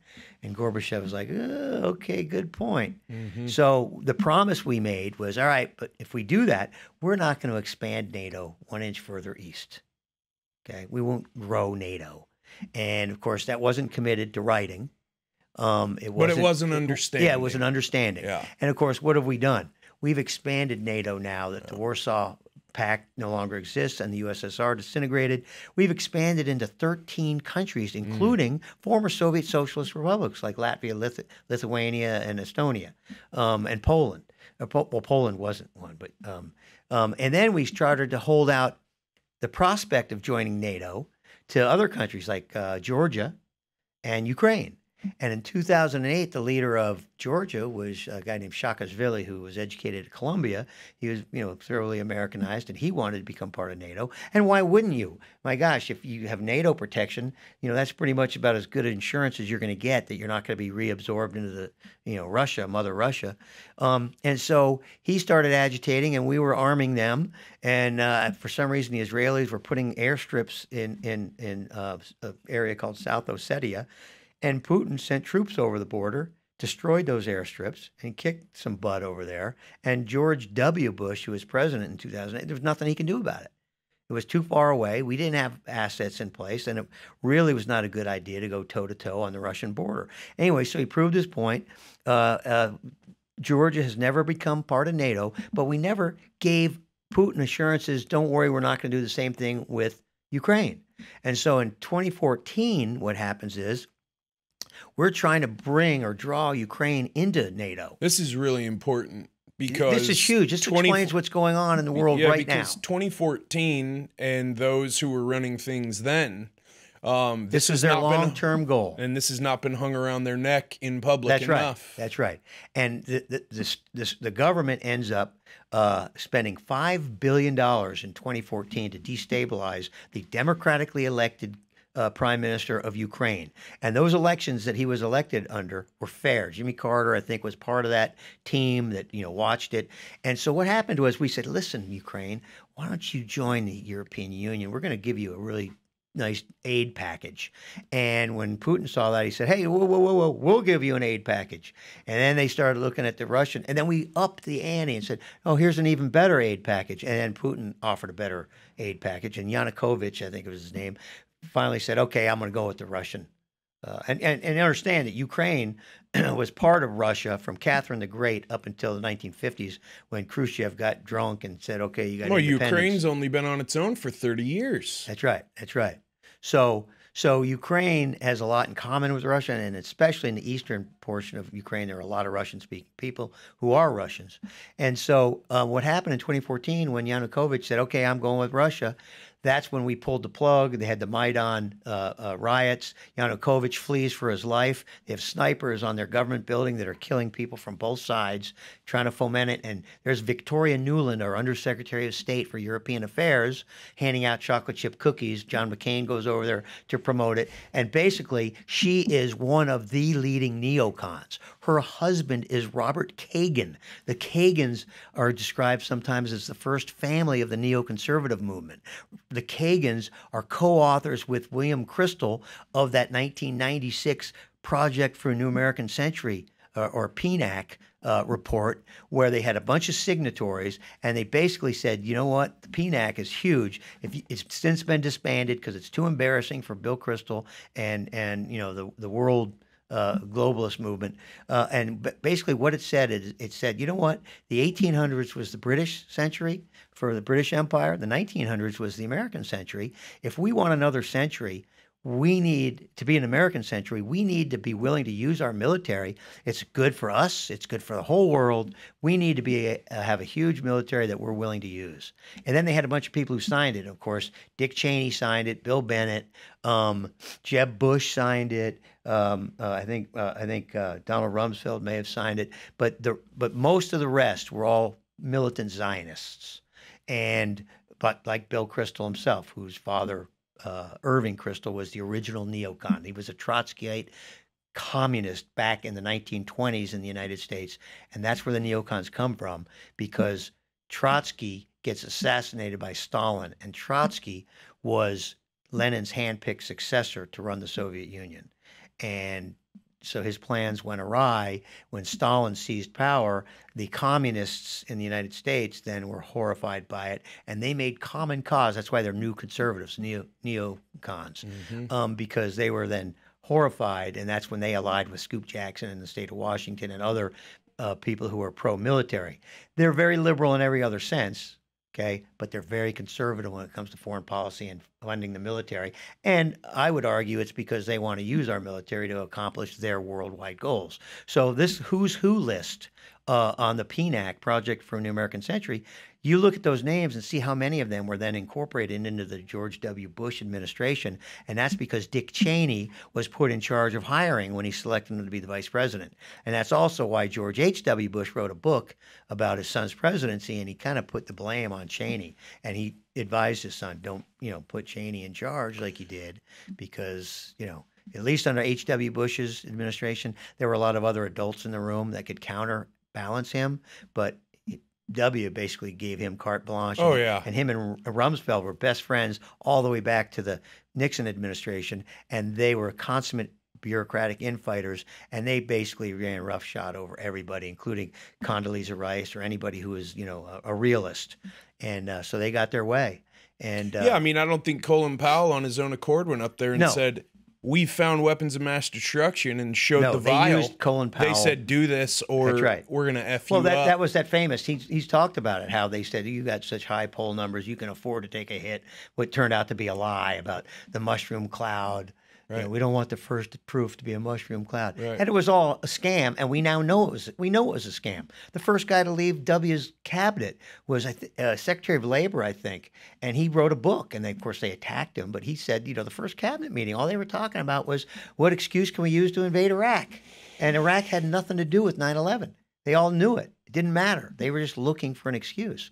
So anyway, so PNAC is huge. That explains, what the global blueprint is. So in 2014, now Victoria Nuland's married to Robert Kagan, and of course you remember when they had congressional hearings. There's Robert Vindman testifying in front of Congress. Of course, he's a Ukrainian military guy with all his ribbons on there, and he's also a Zionist. He's also a part of the globalist deal. Part of the up and down. We spent $5 billion to overthrow their democratically elected government of what is a corrupt money laundering country, like you said, involved in sex trafficking, you name it. And now and then of course, like I said, Igor Kolomoisky, Zelensky's biggest backer, paying through his Burisma oil company, paying Hunter Biden all that money. And it stinks. And it's not our fight. Yeah, to high holy, it stinks. Yes, and of course you knew it. Here's how you knew it was bullshit. Here's how you knew, because Fox News and CNN were on the same page. Yep. Almost uniformly, the mainstream press all got in line, showing tanks blowing up, saying, "Oh my gosh, things are going badly for Putin." Heroic Ukrainians fighting. Yeah, making up stories, and like basically the fuck off story. Yes, and it's false reporting. Yeah, and what we really have done is hung out the poor Ukrainian, people out to dry. We basically set them up to get killed, just like we did the Kurds in Kurdistan in Iraq when we went into Iraq. While the Ukrainian just like we did to the Georgians, stack their bank accounts. That's right. That's right. So these people are paying the price, watching their towns and villages get destroyed, and it's really sad. And we've done it again and again to so many other countries. How people just don't say, "Hey, thanks, U.S., but we don't need your help." All we had to do was tell Putin, "Okay, we're not going to incorporate them into NATO." But we had been since 2014. We'd been sending weaponry over there, weapon systems, training people, sending in personnel. And Putin knows this. He's got an intel service. He knows this, even though the American people don't know, because we watch garbage news on our mainstream establishment media, corporate media. He knows what's really going on. That's why they're talking about biolabs, which Victoria Nuland acknowledged in congressional hearings. Yep. And of course, she's back in this administration. These people basically, they go to a think tank that's funded by the same people who give all the money to the candidates, and then they come back into Congress, whether it's Elliott Abrams or Victoria Nuland, and they don't have our best interests at heart, and that's really it's criminal that they don't. If the roles were reversed and there was a group of countries, other countries want to be in that group, and the USSR was the USA, and the USA was the USSR, and say Mexico, they want to join NATO. Great point. What the hell would we be doing? That's right. We'd be going all out. The secret of foreign policy is understanding the perspective of who you're dealing with. Right. You have to put yourself in their shoes. That's the secret of all conflict resolution. That's right. You understand where they're coming from. And Colonel McGregor was on Tucker No, he was on. Trey Gowdy had him on. Trey Gowdy won't make this mistake again. He had Colonel McGregor on, and McGregor said basically, yeah, we've crossed the bridge too far. Putin is not going to tolerate NATO weapons on his border any more than we were willing to tolerate Cuban missiles in Cuba in 1961. And he basically said he's not interested, in his opinion, of going past the Dnieper River. He doesn't want all of Ukraine. He doesn't want Poland, but he wants, he wants land bridge to Crimea and to have some say, some kind of say, either autonomy or control of the eastern Ukraine, Donbass, and Luhansk regions. And he was absolutely right. And that's what most of the real experts say. Neocons aren't experts. Neocons are ideologues. Yeah. But he is exactly right. It would be like if Russia today announced that they have a military alliance with Mexico and they're going to put a base opposite El Paso in northern Mexico, we would go nuts. Yeah, we'd go ballistic, and we wouldn't allow it. We wouldn't. And there'd be a lot of people reiterating the words of, wasn't it Emperor Hirohito after the bombings, Pearl Harbor bombings, we're not going to invade. There's a gun behind every blade of grass. I believe it was him, or it was his predecessor or successor who said that. No, if that was going down, it would be all hands on deck, and what you got, bring it, and let's see what you got, because we got more. That's right. And that's back to the argument about how nobody can conquer us. How we don't need this huge military. We're going to chop our budget in half easily, and at $500 billion, we would still have the biggest military in the world. And yes, we would. Everything that's happening in Russia and the Ukraine is now being blamed for baby formula shortage, gas prices, inflation, etc. Let's just start with you. You drive here? Did you? Of course. So did I. Not having fun at the pump, but it is what it is. I tell all my people, just go earn more money. Don't bitch and moan. Just go earn more money. That's what you have control of. That's all you can do short term. That's right. What's the real reason why oil prices are doing what they're doing? There's several reasons. Because I'm confused as fuck. Yeah, several reasons. For one, we've printed unbelievable amounts of money. They just moved the decimal point and put a couple zeros there at the Federal Reserve, which Ron Paul has always been about getting rid of the Federal Reserve. Yeah, he has. Created in 1913, because that's the root of all this nonsense.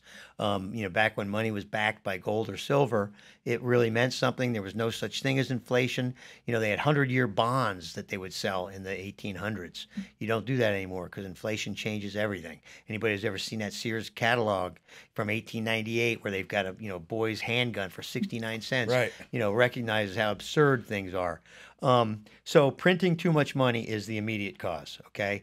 And I don't know if I showed you that last time, that $50 billion note.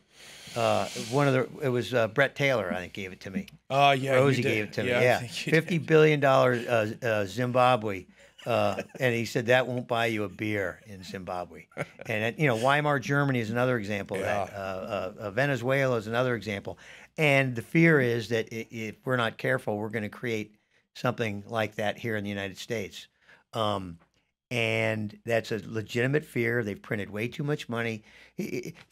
Imagine this. If on your street where you live, okay, there's going to be a couple of guys that on that street have always wanted to drive a red Ferrari, okay? I would love that. That's my dream car, red Ferrari. Is it? Yeah. And the government decides to give everybody on your street $1 million, okay? Everybody now has $1 million in their account. Oh my God, that's enough for you to go out and buy, especially if you're, sensible. I'm going to buy a used Ferrari for, $75,000. But guess what? The person who has that $75,000 is now not just getting a call from you about that car. He's getting 5 other calls from other folks who just got $1 million. And he's like, man, I think I can get 125 for that. And next thing he figures he can get 150 for it. And he does, and he can. And so that's how inflation works. You have too much money chasing too few objects. And so that's what triggers inflation. That, and also as far as the oil prices going up, the more supply you have of something, the lower the price. And of course, this administration and the green people and the AOCs of the world have, got this, a lot of people convinced. They've got a lot of people convinced that, we're running out of energy and we're all going to die in 10 years and all this other nonsense. And so they have declared a war on fossil fuels. And so they're making it harder and harder to drill and to produce and to ship oil. And real experts have said that's ridiculous. It's naive. As promising long term as solar or wind turbines may be, that's not going to in the short term be enough to make up what we need. We need everything right now. And of course, under Trump, the prices were down, production was up. With drill, baby, drill was their mantra, and it's true. And I heard a oil guy on the radio, a local oil guy. He was talking about how easy it is to get a permit in the state of Texas. Texas has a reputation for being a good place to do business. 100%. Yeah, I mean, if you make an application, it goes through. He says in California, it's almost impossible, and that's a difference in philosophy in the way those governments do their business. And so you make it harder to get, there's less oil out there. And of course, what I think the green psychos are trying to do is they're trying to force us to go out and get a Tesla or an electric vehicle. But of course, those electric vehicles, they don't realize those electric vehicles, you got to plug them in, and they need to generate enough electricity. And a lot of that comes from coal-fired plants. Well, just talk about making that battery. That's right. The batteries. What do you do with them? That's right. But you just absolutely rip. Where do you get the lithium? What do you do with the dead batteries? You're ripping the planet apart. The wind turbines. I've seen something about those big blades that there's nothing. They don't decompose. No. They got to go in a landfill somewhere. Right. Look, there's two kinds of people. There's people who understand this kind of, they have an aptitude. Some people have an aptitude for language. Some people can do math and science. Some people understand government and how human nature works. And other people are really good at painting or sculptures. Sure. And that's great. That's what makes the world go around. The problem is when you get the wrong people in the wrong positions. So if you take a German speaker and you put him in math class, he may be the worst, math teacher there. But he's great at teaching you German. And so what we have now are these people who are the people on the left of the political spectrum. These people don't understand how things work. Did you see, I don't know if you saw this. This was so typical. Some 25-year-old girl at Yellowstone this week went up to pet a bison, and she got gored and tossed 10 feet in the air and died. Okay? A 25-year-old. Pet a bison. She thought she was going to go. She got 10 feet from it, and it charged her. And, of course, you're not supposed to go anywhere near them. But she's 25. She's, like a millennial, like, they got signs everywhere in Yellowstone. Wouldn't it be beautiful if, look at that furry. I mean, that's killed the her? way killed her. That's the way these people think. They don't think in terms of practicality or pragmatism. And they don't understand what happens in government. Every time government does something, it has unintended consequences. People who understand government and history have a pretty good idea that there will be consequences, maybe even figure out most of what they will be, but nobody knows exactly how it will play out, least of all the AOCs of the world. The energy thing is a concern because there's so much disinformation. Speaking of which, do you find it hilarious that the play now is let's roll out this minister of misinformation? Oh my God! And see how everyone reacts. Right, and then out when of George everybody Orwell's 1984. flips the fuck out, then we're gonna close it down, and she's gonna resign. I would like to know who the idiot was that came up with that, almost as badly as I want to know who the traitor was on the U.S. Supreme Court that leaked Roe v. Wade. Had to have been opinion. a clerk. Yeah. That had to have been a clerk 100%. Well, I don't know. I mean, when we were in law school, I remember insider information. We had a case that was interesting. Whatever the term insider information, you're not allowed to take insider information and profit on it in the stock market. But one clever guy that worked in the printing office, when they brought in for an IPO, an initial price offering, public offering, they left the blanks in the paperwork, and he was clever enough to figure out which company they were talking about, and he went out and bought some stock and made some money. And of course, just as courts do, they extended the definition of an insider trading to that, guy working in the print shop. Up till then, it didn't. They weren't considered insider traders anyway. So I don't know. It could have been somebody like that. It could have been a clerk. But if it was a clerk, yeah, they should disbar them. They should end their career, because that basically, regardless of your opinion on Roe versus Wade, that is a threat to a very important institution. Well, it's 100% improper, which is a legal term. I mean, you can't do that. That's ridiculous. No. What do you think about Elon Musk? I think he's a hero. I think this country's made by immigrants. It's made by people like Andrew Carnegie in the old days or Elon Musk. They come here with a great idea and ambition, and they change our way of life. Elon Musk is another one. You mentioned Bill Maher earlier. I think Elon Musk is another person who's alarmed by how absolutely bizarre these leftist psychos now are. And he recognizes free speech is important to this country's future, and Twitter was a scam. And that was 100% a calculated move he made. I'm going to go offer a king's ransom. Yes. And then when we go in there to do our deep dive and our due diligence, we are going to expose this platform for everything that it is and is not. And he did it. And it was Harmeet Dillon on Tucker Carlson. She's a frequent guest. And she basically said, make no mistake about it. The federal government's now coming after Elon Musk. And that's exactly right. He's become a threat. The globalists recognize any threat to their scheme. Yeah, I mean, it would seem to me that the Ministry of Misinformation should start their deep dive right there. That's with just the Twitter followers of that was amazing. Of Joseph himself. Yes. Half of those are bots. Yeah, half or more. And I think we all know that this exists. I mean, if there's a controversial topic, for example, O'Rourke came after talking about Greg. Off? Yeah, I am talking about, yes. He came after Greg and the rest of them last week, just pointing his finger. Oh, when he walked up to the podium. And basically, you know what? That was audacious on his part. That was bad judgment. I'm surprised he had the nuts to do it, to be honest with you, man. He thought he was desperate to get, the publicity, but I think he's going to get slaughtered in the election anyway. You can't hide the fade away. Well, you can't hide his AR-15 video, man. That thing's not going anywhere. Oh, no, I know. He said the words. Yes, we are coming for your guns. Yeah, and AR, by the way, folks, doesn't stand for assault rifle. Do some fucking research. That's right. You just look at the comments. Armalite. That's right. You just look at the comments, and it's alarming how many positive comments for Betta. What's his real fucking name? His real first name? Robert. He's an Irish guy. Yeah.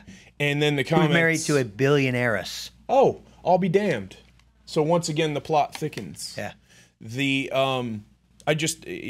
social media side of things, we talked about this last time. It's interesting. It'll be we're living in a movie, man. This is, as disturbing and troubling as everything is, it's fascinating. It is fascinating. It's just like every day you wake up. Well, you're like me. You're interested in history and government, and it is fascinating because history has never stopped being made. I mean, it's a continuum.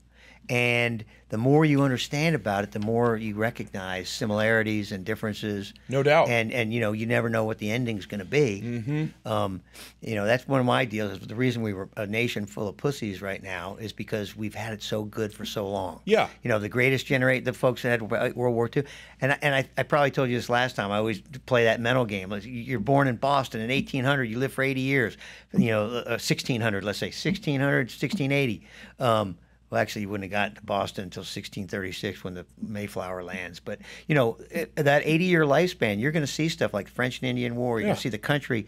You're going to see a revolution. You're going to see the beginning of the Industrial Revolution. Yeah, War you're of going to fight for your life. You're going to be trying to stock up enough food in your larder to make sure you make it through the winter. You're going to see the depressions, panics of 1837. You're going to see civil wars. You're going to see, the Gilded Age. You're going to see all these things. And of course, my generation, I just missed Vietnam, and the draft ended. So people that come after Vietnam have never really had a hardship. It's been so good for so long. They can worry about being called by the wrong pronoun. They can get, oh my God, you can't do that. And identify as whatever they want to identify with. And if we face a crisis, an existential crisis, that stuff goes away overnight because people get back to survival issues. Where are my kids going to safely sleep tonight? How am I going to feed my family? All that kind of thing. Yeah, 100%. I mean, last time we talked a lot about the Epstein-Maxwell just situation. And now we've had a trial, And that trial got absolutely no coverage. And instead, it's a look over here, we discovered an alien. It's a look over here at John Depp and Amber Heard. Yep. Well, and I think we probably talked about it too. It's because it was a Mossad operation. Right. And the media, the corporate media, is owned by oligarchs, right, most of whom are Zionists.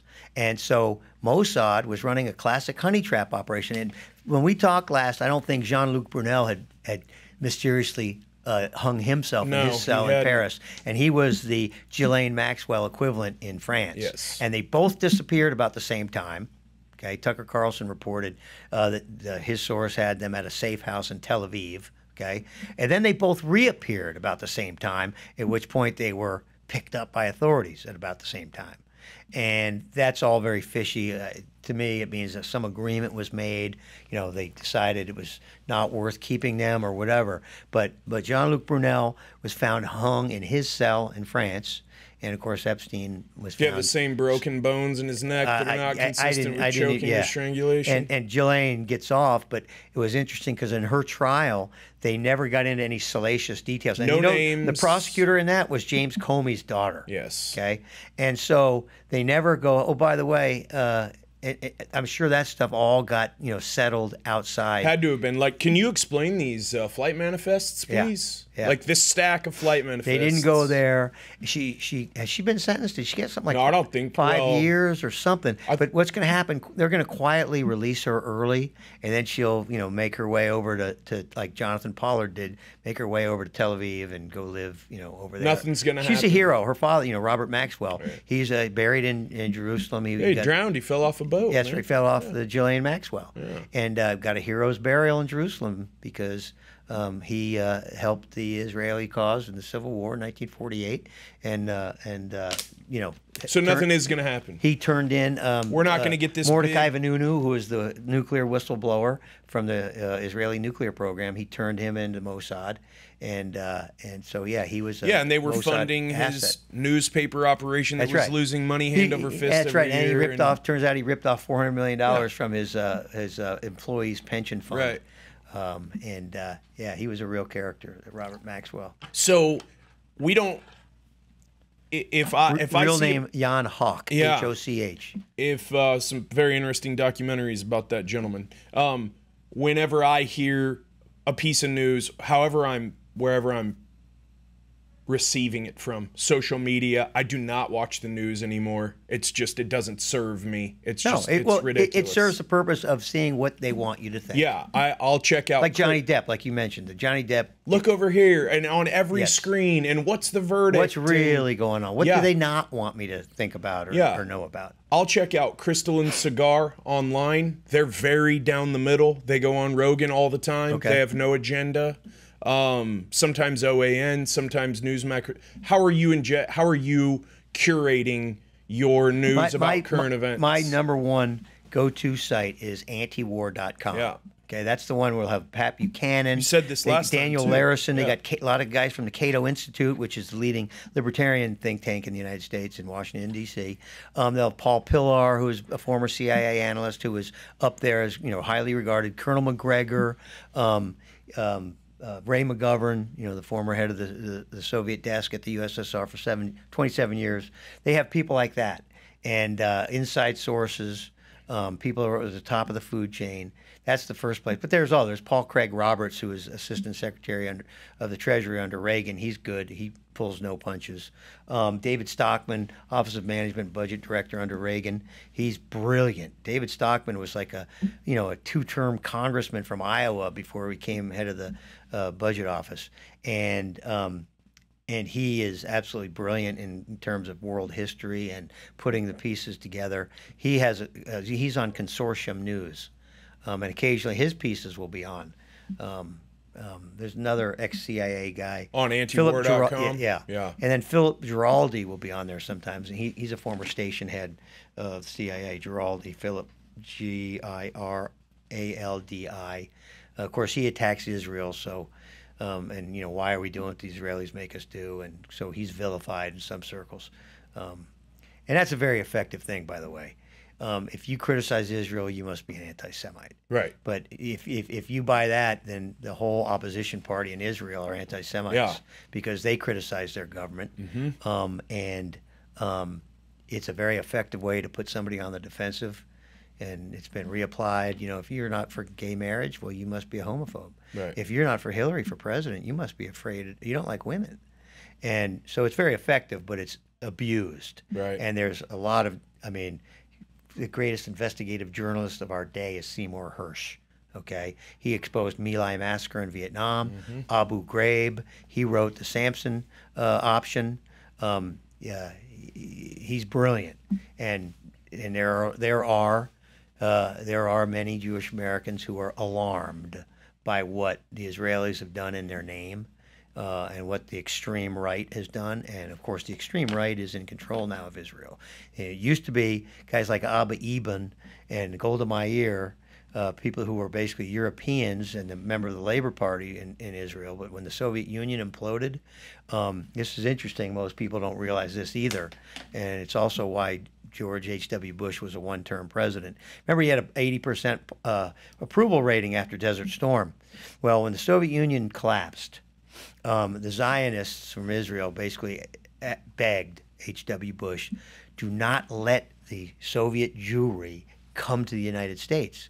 We want them, because remember, Zionism, the idea behind Zionism, all the Jews of the world come home to Israel, right. biblical Israel. So they wanted that to happen. They wanted all the Soviet Jewry to emigrate to Israel. So they asked H.W. Bush, don't let them in the United States. And he said, okay, all right, if I do this for you, you have to promise not to settle them in the occupied territories, because international law is clear. It's been the U.S. position and everybody else's position that they don't own Gaza or Golan or the West Bank or East Jerusalem. And so he said, you have to promise you're not going to go and settle them in occupied territories. Did he get that in writing, or was that just I don't know if it was in writing, but well? they promised. They promised. He said, otherwise, I'm going to cut off your loan guarantees, because, you know, we guarantee their loans, which means they get a lower interest rate.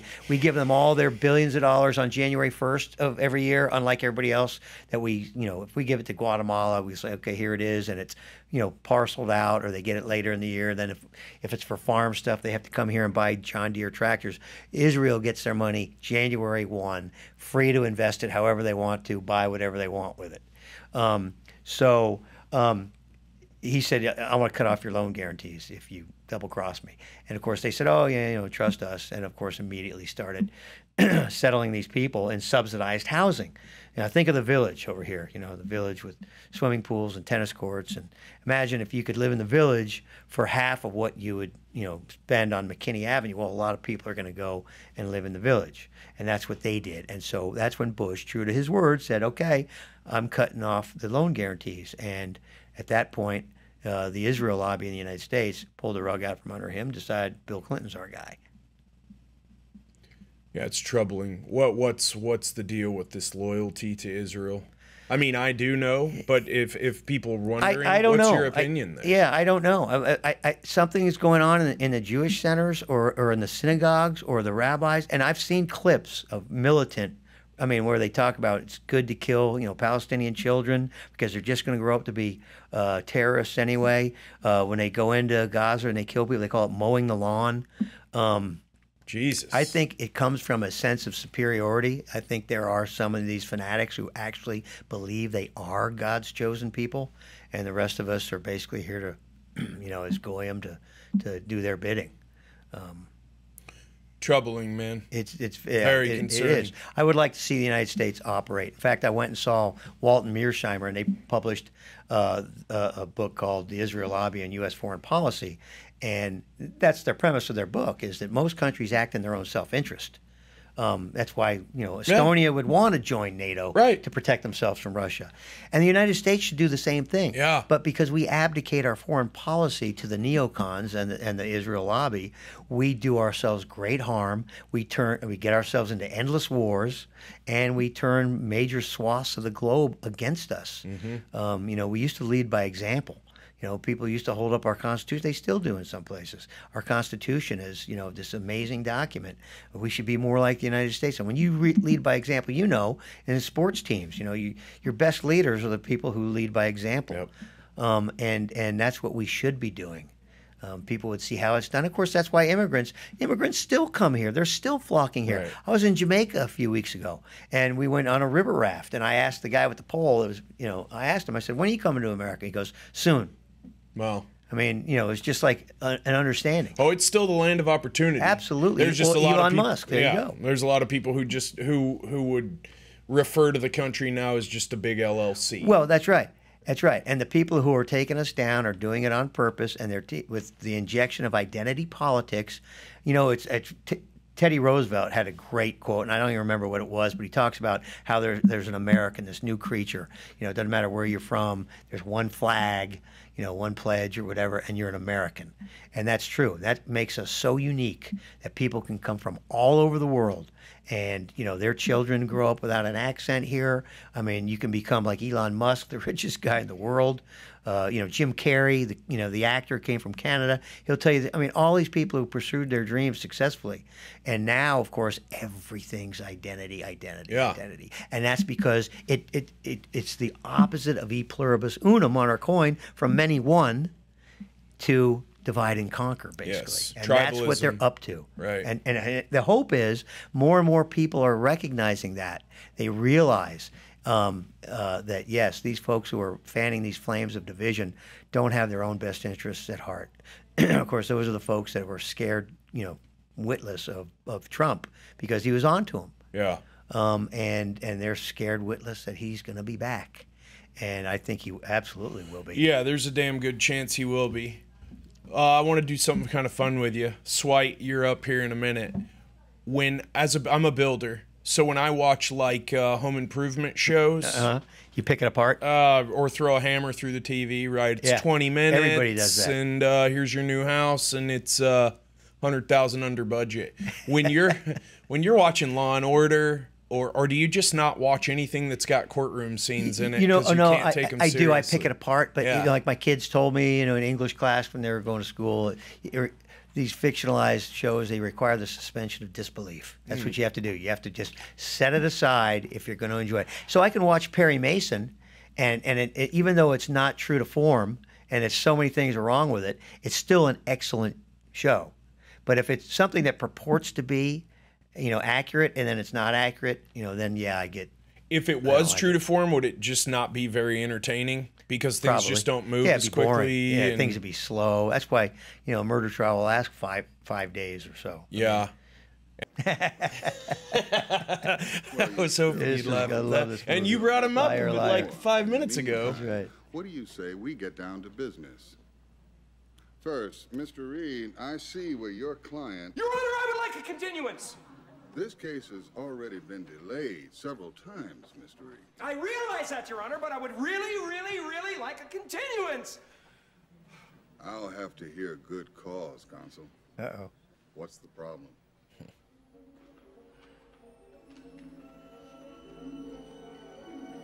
So I wanted to ask you, what is a continuation? A continuance? What is a continuance? Well, a motion for continuance is you delay the proceeding, and right in the middle of court, if you're in the middle of a procedure, then it's called a recess. But if you're getting ready to have a hearing or a trial, and you ask that it be continued, then if the judge grants the continuance, that means you get a new court date. But obviously, this judge wants to get the Well, show on the road. you have to tell them why you want a continuance. Right. You guys say we're entitled to it because they amended the indictment or something, or you know, I'm going to be out of town, I have a conflict, I'll be in another court, whatever. Or we have a witness sick or Yes, something. yes. So you've got to give a reason, and he can't lie. Yeah, so he he's can't got to tell lie. him. Yeah. Yep. It's actually this is actually a scene from The Good Wife, television show. I don't watch that bullshit. I've The week not before seen the it. murder, this is the week Mr. Kimball Little received more the vol. leaked video. Did you and Mr. Kimball travel to Washington, D.C.? It's a simple question, Anya. Did you and Mr. Kimball stay together in Washington, D.C.? I refuse to answer on the grounds that it may incriminate me. So pleading the fifth, does that automatically pretty much incriminates Yeah, you? what that means is, because the idea of the Fifth Amendment is you can't be forced to testify against yourself, okay? So I can't get you up on the stand and then say, hey, didn't you snort cocaine at that party, last year? Don't imply that I ever have. No, yeah, so you would say, I refuse to answer that question. On the grounds that, and now this prosecution can grant you immunity, okay? If they want to get you to answer, they can say, go over to you. Your Honor, the state of Texas has told Mr. Smith that we will not prosecute him for any activity that happened at that party or on that date or about that question. You're not incriminating yourself, but you're certainly not doing yourself any favors. And when this type of thing happens in a depot, it's very obvious what's going on, right? Well, in a depot, you know what? In a civil depot, you may have to answer that, because in a civil depot, you can't incriminate you have to answer everything, and then before it gets played to a jury or in court, that's when you edit out the things that are improper. So depot is wider ranging. Yeah. But the Fifth Amendment, the idea is you can't be forced to testify against yourself. It's a bulwark against torture. Right. Okay? Because if they can make you testify, They can do well, it's a short step to make you testify as to the way they want you to testify. Yes. And it also comes from the age of reason, the idea that each individual has a certain amount of dignity, and if you're going to, prosecute that person, that you have to use evidence against them. You can't get it from them. But of course, that's compromised too. You're suspected of DWI, which is a misdemeanor. They can stick a needle in your arm. They get a blood warrant, a search warrant to take your blood forcibly. Are you sure that's what you want to do? You're pleading the fifth? Yes. It means she's got something You're to hide and worried everybody sees it. about relating what happened At this with point, the they victim would in Washington, dismiss D.C.? the jury. I refuse to answer on the grounds that it may incriminate me. Miss, I want to make sure I understand what you're saying. Your Honor, Are the you witness pleading already the answered. fifth because you were involved in Mr. Kimball's murder, or because Your of the Honor, leak it is of the... not your place to No, ask it's my not his witness. Yes, it is, Mrs. Florrick. Now... So that's him interpreting the law? Yeah, that he can ask her why? No, she imposed that his job is now to follow the Fifth Amendment and say, okay, you don't have to answer that. So for dramatic reasons, Yeah. he's gonna, and let's amp the music up and get all right. There's now we get to see Marissa Tomei. Yeah. Yeah, so this next clip, obviously, My Cousin Vinny, classic. So in this scene, the lawyer says, I think it's called, I'm not going to pronounce it right, but voir dire, is that? Well, it's a French word. Voir dire is what we say in Texas, but I think probably it would be voir dire in other jurisdictions. So But what it's jury selection. What exactly is that? That's jury selection. When you address the jury.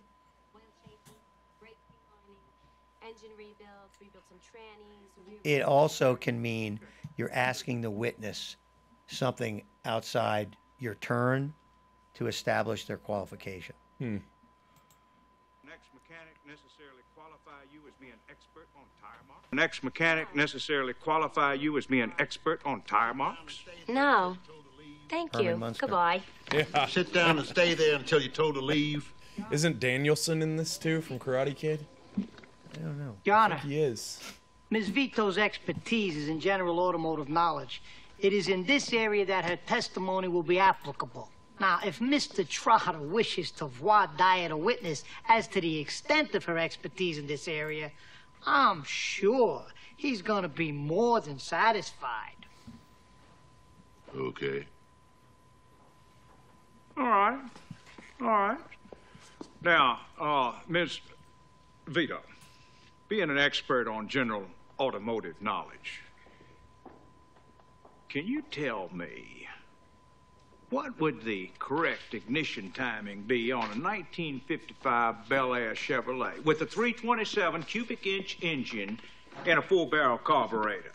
So isn't that the type of shit that would make a jury hate Does you? that mean that If you're kind of going in on a gal like that and sort of mansplaining and it's hard to say. Yeah, hard to say. She's I mean, an is there- expert. is They're presenting her as an expert. Right. So it's really open season for him to try to attack her credentials. Yeah, I mean, and that's what he should do. Right. That's his job. Is there? Do you see a marked difference between talented defense attorneys who have a gift for of course. gab and drama, and those who are just very dry and factual. Really? Yeah, because you're dealing with a jury, and those are people, and some people want are to be great made to trial feel lawyers. a certain way. Some people have a presence, a charisma.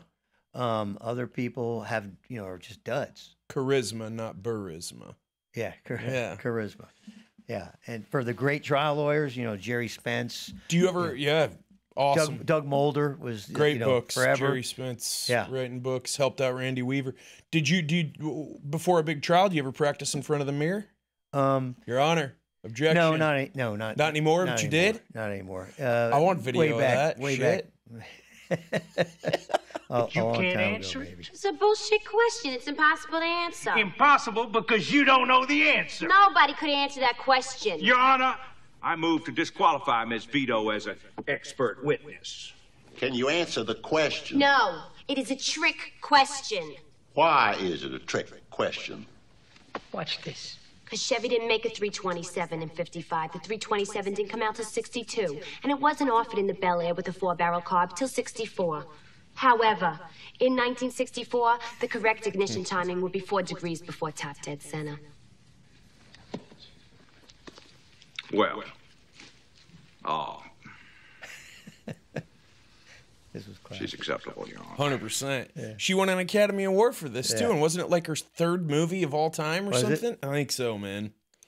Brother, I appreciate you coming back on, man. Well, I thanks really for having me. Absolutely. If a potential client needs your help, they've been accused of something they either did or did not do, how can they reach you via email? r.warfield@sbcglobal.net. The official attorney of the Dallas Harlequins Rugby Club. Thank you, brother. I appreciate you, man. Awesome as always. That was awesome. It always is with Rich. It always is such an educated mind. So articulate. It's crazy. It's crazy. His grasp of history and his knowledge of everything we discussed. Highly enjoyable to me. Highly enjoyable to me. I hope you enjoyed it. I'd love to know what you think about the podcast. Drop a comment below. As always, like, subscribe. Hit me up on Instagram. Hit me up on Instagram if you want. If you know somebody you think would make a good, interesting conversation on the podcast, for sure connect me. I really appreciate that. I really like doing these podcasts. Doing these podcasts. I enjoyed a lot. I enjoyed a lot as well. Hope y'all do as well. If you need any help with legal issues, Rich is an awesome defense attorney. Reach out to him. Reach out to me if you need to connect. And we'll see y'all next time for the Jess Marshall Podcast.